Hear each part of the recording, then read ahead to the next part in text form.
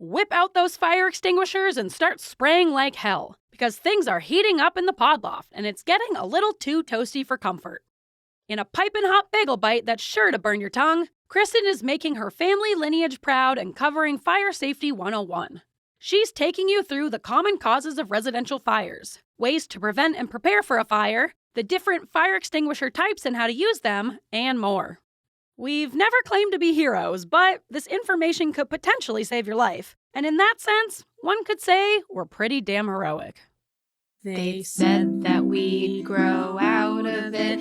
Well, the joke's on them, that's just our brains. We're eccentric, loud, and stubborn.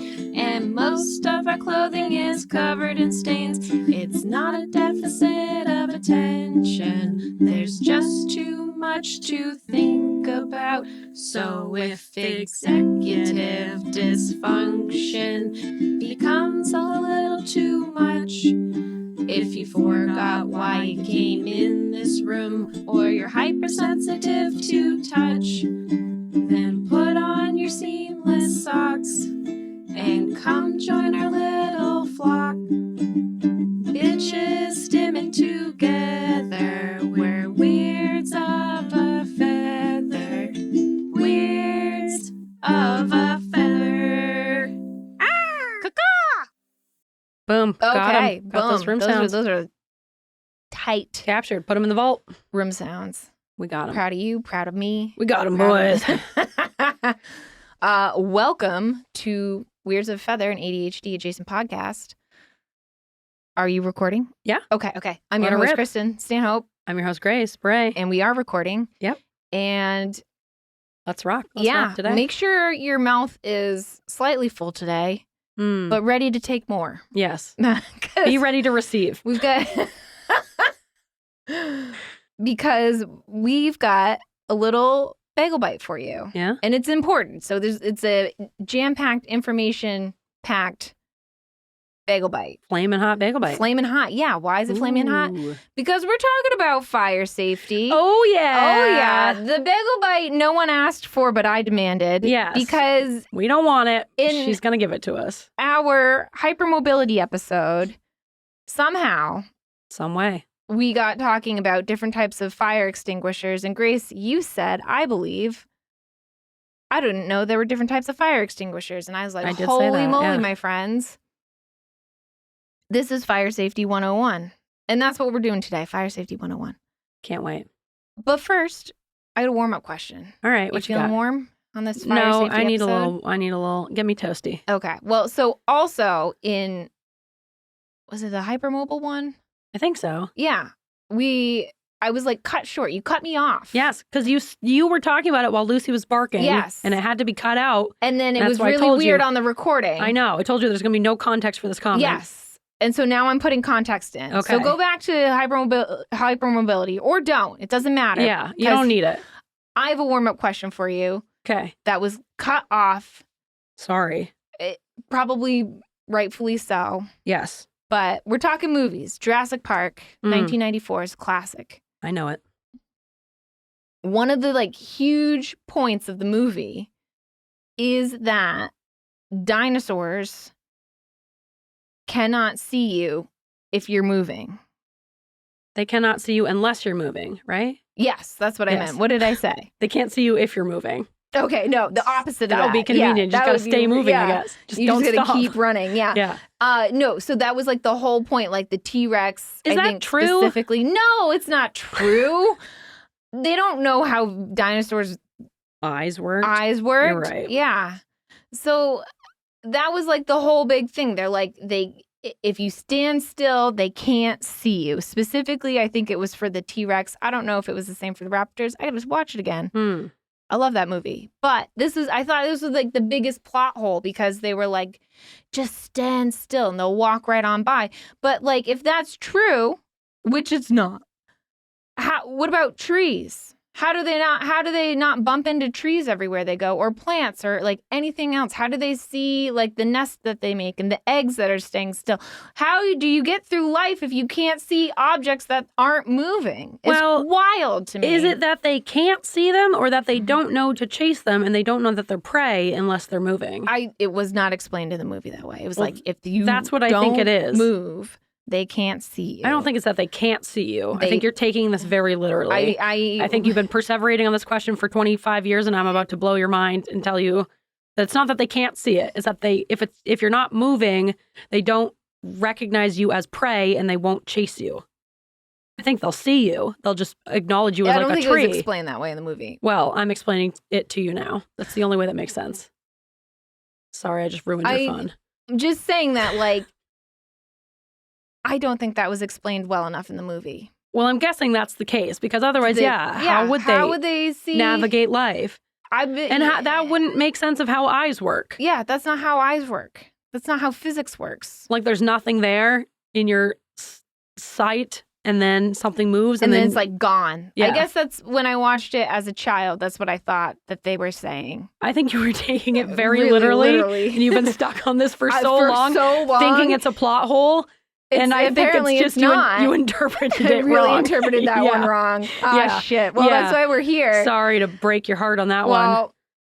I'd love to speculate on this, but I think that's just, I think I've solved it. I just need to rewatch the movie and maybe reinterpret that line. Can I tell you a secret? Yeah. I don't know if I've ever watched Jurassic Park all the way through. Holy shit. It's like one of my favorite movies. Just like Jumanji. I think my mom just thought I would be too scared of all these dinosaur movies. A great movie. You know what it's about? It's very like, I think of it very much like Frankenstein, you know, like you've created this monster that you now have to live with, and it talks about, like, you know, very similar to like AI, like we can, but should we? You know, it's got a lot of different themes.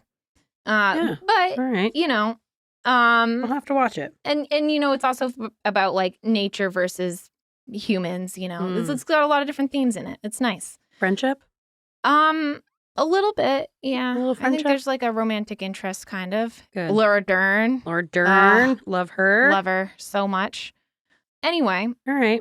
Should we get into our little plishes? Yeah, let's do it. Little plishes. What's your little plish? My voice just cracked on that. Let's Going through keep puberty, guys. All right, my little plish. This week, I filled up my gas tank before it was totally on empty. Nice. Yeah. That's a good one. I usually wait until the needle is literally below empty to fill it up. We live two different lives. I wait till the last possible second. I don't even like being at a quarter tank. What? Yeah. I always push it to the limit. No, I can't. And it's a the thrill. thing is I live 4 minutes away from my job. Yeah. So I can rock a quarter tank for quite a while because Yeah. I don't go anywhere, but I don't like it. I don't like to risk it. I love to risk it. What is life if not risking it for the biscuit? I'll risk it in a different department, but not in my gas tank. There's not really any reward for risking it, so you're right. Yeah. And that's smart because the risk is not worth it. The risk is being stuck. The reward is that I don't have to fill it up now, and future me will have to fill it up. Yeah. Which isn't really a benefit. It's a to future reward me. For now you, but a punishment for future you. Yeah. Yeah. And, you know, I'm working on doing things for future me because I tell myself future me is still me. And so this time I was at about a quarter tank. Nice. I filled it up. Proud of you. Yeah. Proud of you. Where do you go? Cumbies? Yeah, I go to Cumbies. Nice. I didn't pull a Kramer and I didn't try to ride it out as low as I could go. I've only run out of gas one time. That's not bad. But I did run out of gas one time. It was when I was working at the Portland Sea Dogs when I was in high school, and I went to start my car at like 9 p.m. after my shift, and it wouldn't start, and my dad had to come and put gas in my tank, and he was not happy with me. I don't blame him. Yeah, and I didn't learn a lesson, and I still do that to this day. But things are changing. Things are changing for old AC. I'm proud of you. Thank you. I guess this is growing up. Yeah, adulthood. Yep. I guess this is growing up. All right, Kristin, what did you accomplish? I cleaned out, we have like this weird, I don't know if it's like a pantry and we use it as a closet or what, but it's a weird kitchen closet. And I cleaned it out. I cleaned out all the shelves. I took everything out. All right. I wiped it down with cleaner and stuff. Yeah, you and did. I went through and I threw out a bunch of stuff. Hell yeah. And I'm Good pretty proud job. of myself because it was overflowing and now it's full but not overflowing. Spring So, cleaning, baby. boom, spring cleaning. Good job. Woo! Let's talk about fire safety. Please. Yes, I know you've I've been been- begging me, I've being been like, Kristin, desperate for it. please teach me more. Help me. Why do we care about home fire safety? And this is like more residential fire safety, not Forest fires. forest fires or like fires in a hospital, fires in a big building. Oh, You know, let's talk about residential fires. please. I'm not scared enough. A lot of my information was from the U.S. Website and FEMA and the American Red Cross. Weirdly, for all my statistics, ready.gov for home fire safety. It's all the U.S. statistics, but it's all from 2021, which I thought was weird. And so I'm wondering if the fire safety deaths or residential fire deaths were increased because everybody was still home. Oh, that would make sense. But we'll see what the data shows. So in 2021, in the U.S., there were 1,353,000 residential fires causing 3,800 deaths. Wow. So far, That's a lot. It's a huge amount. It's a ton of residential fires. And then so far in 2024 in the U.S., there's been 538 fatalities caused by residential fires. Yeah, it's quite a bit. So Yikes. that's why it's important because people are dying. And we should talk about this. So the most common causes for fires in a residential area are cooking accidents are number one. Heating, so like space heaters, portable heaters, unintentional like carelessness, like putting out a cigarette in the wrong place, and electrical malfunctions. Yeah. Our neighbor's house burned down years ago because their child was playing with matches on the bed. Yeah. Remember that? Yeah, I remember that. It was like an Advent thing, right? So, An Advent thing? or wasn't it like around Christmas time, right? And they had a calendar, the Advent calendar. Oh, I don't know. Is it Advent? Yeah. It's like the countdown to Christmas calendar. Yeah. What's that called? An Advent calendar. That. I just didn't understand how that would play into her playing with matches. I think they were like lighting a candle for every day or something. Oh, I don't know. Someone explained it to me. Anyway, yeah, it was a small child, doing things that children do. Playing with matches for fun. Yeah. I mean, Don't give your kids matches. don't give your kid. I don't think it was clearly an accident, Well, yeah. She was like It was a 5. little kid and somehow found, kids are sneaky and they're sticky, so watch out. Yes. So how do we prepare for fires? One, smoke detectors. So according to the Red Cross, they should be placed inside and outside of all sleeping areas, and the batteries should be changed once a year, and the whole thing itself should be replaced every 10 years. That being said, I think we took down our smoke detector that was in our bedroom to change the battery, realized it was broken, and then never replaced it. Oh, Miss Fire Yeah. Safety over Yeah. here. I'm just saying Hypocrite. that I'm saying Hypocrite. it's important. I'm not saying that I'm following the rules. We really got to put up our Get a smoke new detector. one. I know we do have a new one. You know where I found it? In the closet I just cleaned out. Ooh. Good thing you It's did that. all in a package. We just haven't put it up. All right. It better be up by the next time we record. I know. I'll be checking in. It's I'll gonna be remember. part of my spring cleaning. Good. And so, so smoke detectors, make sure you have them. Don't be like me. And then make sure you and your family unit or your, home unit, who's living with you, knows where the exits are, especially if you're just moving into a new house with like little kids. Make sure they know where the exits are, and make sure you have like a good meeting place to like evacuate to, so that you all know where you're meeting up if there's a fire. And get those little window ladders if you can. If you live on the second floor and you don't have a fire escape. Oh, I didn't know that was a thing. Oh, yeah. We have one under our bed. You do? Yeah. A little ladder. I'm very scared of fire. Oh. A little ladder that you toss out of your window, because otherwise how would you get down from up Yeah. here, you know? Yeah, that's a great idea. Yeah. So get one of those Yeah. little ladders. We have a 1-story house. Yeah. Well, So you don't have to worry we about can it. just punch out a window. But if you live on the second story or Mm. higher, I mean, if you're on the third floor, I think you should have a fire escape, but I guess not in a residential house. Yeah, you don't So, need one in a I residential guess you need a house. long ass ladder, but I don't know, maybe a rope. Well, if you get a regular ladder and then, that's a shorter jump, Yeah. I you guess can survive from a high fall. more so than a fire. Yeah. Yeah. And also, you're supposed to sleep with your bedroom door closed, which I do anyways because monsters. But you're supposed to keep it closed because that We really, do because we have cats that really don't like slows each down the other. fire. Oh, I didn't time. know that. I've seen a picture of like a bedroom that had the door open versus when it was closed. And it was like totally different, obviously. Jeez. Yeah. And Okay. fire extinguishers. You don't have fire extinguishers on here. On your preparing for fires. We're going to get to fire okay. extinguishers. It's a separate category. Oh, okay. I was going to say. How'd you leave that out Holy there? moly.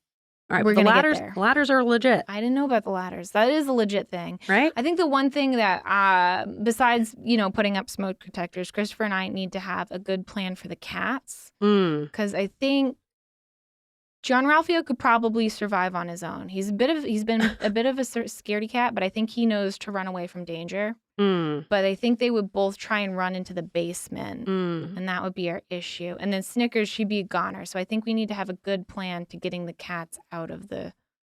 Anyway. Yeah, that's a good call to have a plan for your pets and Right. children. Right. Like, I Yeah. think we need to put Snickers' carrier in the bedroom because she sleeps with us. And then the other two can run out, hopefully. Duh, this whole episode was inspired by fire extinguishers. You're right. Yeah. Where's my head? So, yeah, moving on. So, more for preventing fires. Things you can do to prevent fires from actually occurring is candles. Do not leave a lit candle unattended. Space heaters, same thing. Don't leave it unattended and shut it off when sleeping. That's like the biggest thing. It's up against something that's flammable. There's some sort of electrical thing. Space heaters are a huge thing for fires. Don't play with matches. Don't play with fire. Don't play with lighters. Don't play with those things. Juggle your fires outside. Yeah. And then smoking, if you do smoke, which might be another new Bagel Bite about the risks of smoking, smoke outside. Never smoke in bed. Because if you fall asleep and then your lit cigarette touches the sheets and the sheets are flammable, then you've got a bed fire, which is not a great way to go. No. So what do you do in case of a fire? If you work in healthcare, you might recognize RACE because this has been ingrained into our memory. It's an acronym. It's for healthcare workers. We have to be prepared in case there's a fire in the hospital. That would be horrifying. Yeah, it would suck. And, there's been talks about you have to basically, you do race and there's a bunch of other things, but also you get out who you think would survive the most, which would be terrible. It's a tough decision. It is a tough decision. But hopefully a decision I'll never have to make. So for healthcare workers, they talk about RACE, which is an acronym, and it's for the healthcare setting, but I think it applies to many different scenarios. So R is for rescue. And this, in a residential setting, the big thing is to just get yourself out. But obviously in a hospital setting, we're there to treat patients. And so we want to rescue who we need to rescue. So if someone's right next to the fire, passed out, obviously grab them. And then A is alarm. So either call 911, pull the fire alarm, call a code red, whatever you need to do. C is contain. So close off all the barriers. So shut all the doors to enclose the fire, whether those are fireproof doors or just, closing your bedroom door while you sleep. And then E is escape. Is to get out of there, take a fire exit or use your ladder, whatever you need to do. Yeah. And then, so per the Red Cross, when escaping, you want to touch doors with the back of your hand to see if it's hot, because if it is, there's probably going to be a bigger fire on the other side. Because when there is a fire, the smoke really makes things extremely dark and really hard to see. So you're not going to really know. You're going to be really disoriented. You're going to obviously be super scared. And So some of these things that may seem like common sense to you and me right now during a situation like this probably aren't. So when you're going through like some sort of doorway, just touch your hand to the back of the door to see if it's hot. And then if it is hot, don't touch the doorknob. That's going to be even hotter. And then try and take a different route because the fire on that side might be bigger and worse. Stop, drop, and roll if you catch on fire. I don't think my nephews knew what this was. What? They're homeschooled, so we talked about it. Still, Nick. So if you do catch on fire, you want to get it out as quickly as possible. So you basically like, obviously don't start like running around lighting other people on fire. You want to just stop what you're doing, fall to the ground, and then just roll around, and hopefully the rolling will put out the fire. And then the big thing the Red Cross says is get out and stay out. Like, get yourself out of there and then stay out. Don't go back for anything or anyone, which I think would be a hard thing for me to do. I don't know. I mean, I'm not saying I'm a hero, but I think if Snickers was inside, we'll either burn alive together or I'm getting her out. Yeah, that's the thing. I can't imagine just like leaving Lucy in there. It's like, I'm going to try. I'm going to try. There's no way. I know it's the wrong thing to do. Yes. But I couldn't live with myself. I wouldn't be, I'd burn alive. And same, not just Snickers, but John Ralphie or Boo. Probably even my fish, Magic and Ken. No, I think you can leave him. He'd be all right. He's in water. He's fine. He'd be fine. Yeah. Probably be the one thing that survives. He's like, oh, was there a fire? Yeah. It's toasty in here. Yeah, kind of nice. Probably love bubbles it. Going. Yeah.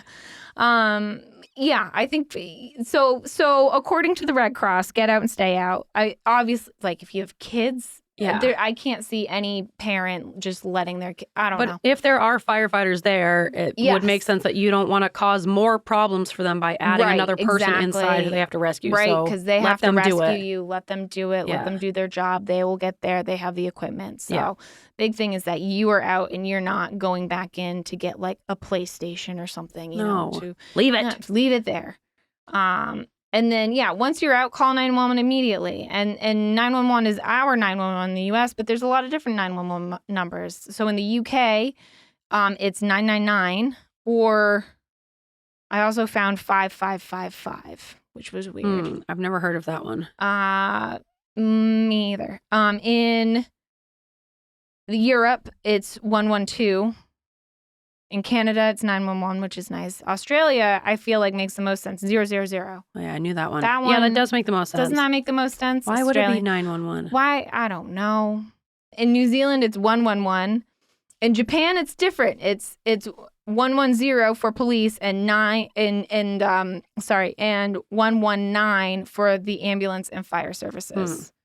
Which makes sense to have two different numbers, but I can see how that would be confusing. Yeah. But I guess it does make sense to have two different numbers. But I feel like if you just call 911, that's why you have the operators there to kind of divert. Who do you need? Ambulance, fire, police. But so, and then there are different types of fires, which is why you need different types of fire extinguishers. So what are the different types of fires? There's class A, B, C, D, K. A is ordinary combustibles, wood, paper, plastic, rubber, ordinary things. B is flammable liquids and gases, so gasoline, a lot of oils, paints, alcohol, hydrogen, butane, ethylene, and methane. Oh. C is electrical equipment like the clothes dryer.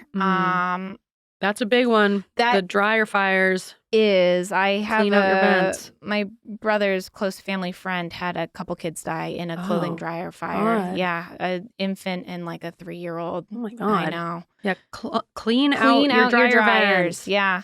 Some sort of electrical wiring, space heaters. Careful. Elena, what happened to Elena's? That was an electrical fire. Was it? I thought it was a generator. It was a generator, which created an electrical fire, right? Yeah, I think so. And they had like a really old house, so it just really went up fast. One of the guests on our show a while back, Elena, unfortunately had a house fire, and I don't think the house was salvageable, and I think her dog died, right? Who woke them up. Yeah. You know? Yeah, he saved their lives. Yeah. It's such a sad, sad thing. I know. So there's another reason. So another reason why we're doing this episode. Yes, a sad episode, but a necessary one. Necessary. Class C. So like I said, electrical stuff. Class D, combustible metals, which I didn't think was a thing.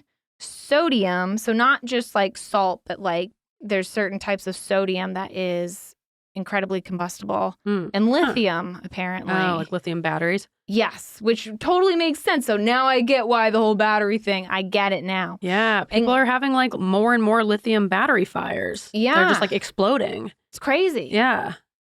Class K is cooking fires. So grease fires, vegetable oils, all that stuff is flammable. And so with different fires, you need to put them out differently. So there are different types of fire extinguishers. So for just a regular water fire extinguisher, like what they used in like the old timey days, is just for regular combustibles. So your type A's. There's a foam spray, which a lot of fire extinguishers today are, and those are for AB fires. So that would be the wood and paper, but also flammable liquids and gases. And then what most people have in their homes are the ABC powder, which is for fires A through D. And that's, like I said, most common household fire extinguishers are the ABC powder. Okay, so when you said there are different types of fire extinguishers for different types of fires, and I said, well, if they can have one that has all different types, why wouldn't we just use that one? Right. And but so the answer is yes, they do. The thing about the ABC powder is it's not for grease fires. And then there's a carbon dioxide one, which is for BD fires, which is the flammable liquids and gases, and the combustible metals. So I don't know, maybe if you're like in a chemistry lab or something, maybe that would be a good one to have. Okay. And then a wet chemical is for type A and K. So your wood and paper, but also your grease fires from cooking. So like in like a big kitchen or something, they might have that kind? Yeah. Okay. Yeah. And I think the best thing to do for grease fires, you want to just put it, you also can Smother get these cool fire blankets I found online, which I wasn't going to talk about, but here we are, that are like specifically for grease fires, where they look like cover your whole kitchen top. And you just kind of fling it out and you put it down and it smothers the fire. Yeah. But the big thing is not to use water on a grease fire. You're going to get more fire. And then how do you use a fire extinguisher? Have you ever used one? I've never used one. I don't know if I have. Never Someone used one. sprayed one once in home ec in 8th grade. They opened it up and sprayed it in the room, but just for funsies, and then ran out. Oh my. It was. Oh. He later went to jail. Not for that, for stabbing someone. Bleep out his I'm name. going to. Okay. Fun he little just story. came in and just. Yeah, he literally just It's like a sprayed huge it. thing. Yeah. Oh And yeah. it's There was like like foam everywhere. Yeah, there was like Yeah. foam everywhere. It was Yeah. the ABC. I bet it was an ABC powder one. Yeah, just went like all over the room. Oh my God. Yeah, We they're all very thought it was messy. kind of funny. I've Yeah. never done one either, but they're very messy. Probably bad for you too. Yeah.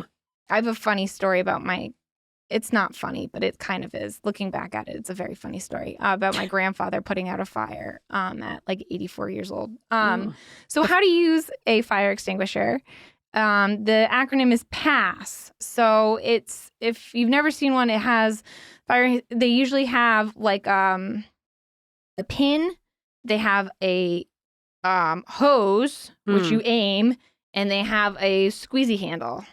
So you hold it by the squeezy handle, you pull the pin, that's the P in pass, you aim the hose, that's the A, you squeeze the squeezy thing, and then you sweep. You do this broad sweeping motion. Pull, aim, squeeze, sweep, Pass. That's what you do with a fire extinguisher. All right. And that's all I got for you. All right. You're right. That was a quick one. Yeah, it was a little quickie. I do have, like I said in the hypermobility episode, my grandfather was the lieutenant of the Portland Fire Department way back when. And when he was like 83, he had these candles that were probably from like the 50s that he lit around Christmas Eve, actually. I remember this because I was woken up. And he wanted to light these candles. He's feeling kind of lonely because he lived alone. We weren't too far from him. And these candles, they were so old, they got to like the very bottom and then they like friggin' exploded. Oh my God. I don't know we don't know what was in these candles, but he fell asleep with the candles on. Oh God. Don't do that. Don't do that. He was He's in a fire marshal or whatever? Yeah, way back when they were like, smoking cigarettes while pumping gasoline, you God. know? Yeah, they were like shouting for help. Yeah. So so these candles exploded all over the living room. Luckily, he was in a different room. Yikes. And because all the wax got everywhere too. Oh, So God. and it got like on the curtains and it got on the couch. And so it was like a pretty significant fire. And so he wakes up from the explosion. He has a walker with like the tennis balls, very like up. Yeah. The man from up shuffles over there, sees that there's a fire, shuffles over to the kitchen, gets the fire extinguisher, puts the fire out. There's smoke everywhere. Calls the non-emergency fire department that he knew offhand from being in the fire department. And he was like talking to someone's son that he knew that he used to work with. He goes, by the way, after like 10 minutes of conversation, my house caught on fire. It's fine. I put it out, but I feel like I need to call you as a courtesy. And they're like, what the shit? I know. And so he's like, so then he calls my dad who's working nights, who immediately calls my mom, who's like, you got to get over here. She wakes us up because she thought he was dead. And we run over there. The fire department's already over there. And he's sitting on the fire truck, like happy as can be with a fire blanket on, like shooting the shit with like I bet he loved it. Oh, he was like the best day of his life. He was like, I remember back in the day. And like, and they like all remember, I think his like pictures up there in the fire department. So they were like, oh, Leonard, we remember you. And I'm like, what is happening? The house is like covered in smoke and everything. And he's like, and my mom's like, Leonard. And he's like, oh, Teresa, I put it out. Don't worry. We're like, you put it out? And he had to tell us the story. But yeah. What a hero. Fire through and through. Yeah. Don't do that. So that's how not to do. Don't do what the Stanhopes do. So do you still have to call them if you've put it out, or maybe just call like the ambulance? Like, you need to call the fire department. Why? Because there could still be. It still could be there. It's hiding. just because you think you put it out doesn't mean that it's all out. And also for like insurance reasons, because you need to have that report there for it to be covered. That's a really good point. So. That makes sense. Okay. Yeah. But yeah, you should, for safety reasons, you should call them just in case it wasn't all out. And then, they can get started on like, your house is probably going to be covered in smoke and all that stuff. So, and if you need any like medical help, they'll send the ambulance. Yeah. But yeah. I've heard that also people who buy candles that, they'll make like witchy candles that have like rocks and like pine cones and shit in them. Those can explode too. Maybe that's what he had. He had like an exploding candle. Yeah, maybe. But it was from like the 50s. It was also like candle from the 50s. Candle lasts me like a week. He lit. What are these freaking candles? He lit one that was from my grandmother's funeral, and then he had all these other ones that she liked to light around Christmas time. And so he's like, "Oh, this will be like a little homage to her." Turns out it literally backfired. Got him, pranked him. Yeah, it was probably my grandma being like, "Psych." See if you still got it, Leonard. Yeah. Keep you on your toes. Keep you on your tennis balls. So, yeah, don't do that. Don't be like us. And get yourself out and call the fire department. Yes. Don't put it out yourself. Don't be like a Stanhope. Yeah, we should be better. Yes. And it's lucky you guys are still alive. I know. I don't know how we've survived. But if you do buy those witchy candles and there's like anything in them, like first of all, don't buy candles that have things in them. People will put like it should just be wax. Yeah. And there's some that like come with like rocks on the top of them. Take all those rocks out before you light them. Don't light candles with rocks and don't in leave them unattended. You're making like little bombs. Yeah. Yeah, don't leave them unattended. I know it looks cool to have candles everywhere, but it is quite a bit of a fire hazard. If you have ADHD, look into a battery candle. A battery candle, one of those like wax melter things. Oh, yeah. Yeah. Something without an open flame. Something with an auto shut off would be nice. Yeah. If you tell yourself, I'll remember. No, you won't. No, you won't. Be realistic. That's my fire advice. Be realistic about have your it in like needs. An area where everybody can see it, Yep. Don't have it like hidden in a corner. Yeah. But yeah, fire safety 101. Did I forget something? Did you not like my story about my grandpa? Don't tell me if you didn't. Yeah. Is there a tip you want to share? Do you have a fun fire story? It's got to be fun. Keep it fun. Keep it light. Keep it light. No tragedy, please. Were you a hero in this story? Yeah. Oh, if you're a heroic fire person, that didn't come out right.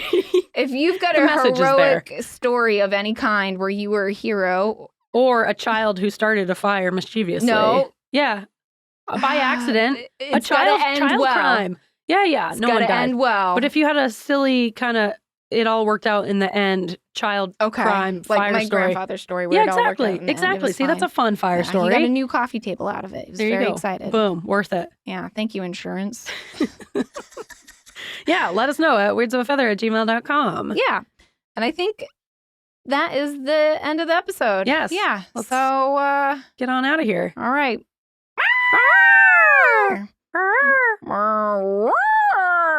I forget what that bird that we Whoa. did.